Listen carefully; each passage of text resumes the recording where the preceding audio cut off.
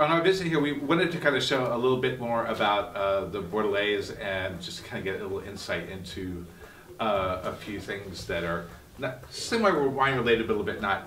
And so I wanted to start off with a question that a lot of people ask which is, when you're not drinking Bordeaux, what wine do you like to drink? Northern Rhone, which I love, the great Cosroti and Napa Cab. Napa Cabernet. And sometime vintage port. Actually my wife is a great vintage port lover. She's probably the biggest consumer of single vintage port in France, and Spanish wine. Oh, fantastic. That's a that's a pretty broad range of wines there. How do you take your coffee? Black, and I never chaptalize. So I never put sugar into it. That's fantastic. It's Friday. You're off to lunch with some friends. No business associates. Nothing business related. It's just a long lunch, as we like to call it, with some of your friends and mates. Where do you go to eat?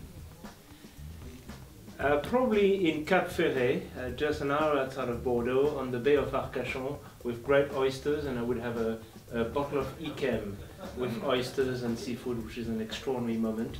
And the balance of the acidity and the salty part of the oysters with the sweet Yquem is an extraordinary marriage. I think I'm supposed to be there this Saturday. I have to do that. And finally, this will be a little controversial. 2009 or 2010?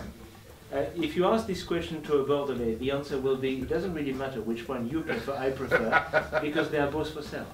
That's true. Well, but I was thinking, this being 2011, that we could get you to pick a vintage. Probably the 09. The 09? Yeah, 09 because is probably the most extraordinary wines we have produced, and it's certainly, I think, one of the mystical wine produced in Bordeaux in the last 100 years. Yeah, well, it's a great wine, but I have to vote 2010. It was one of my favorite 2010s. So we'll find out in 20 years. You have good taste. I like all wine. Thank you so much. Ciao.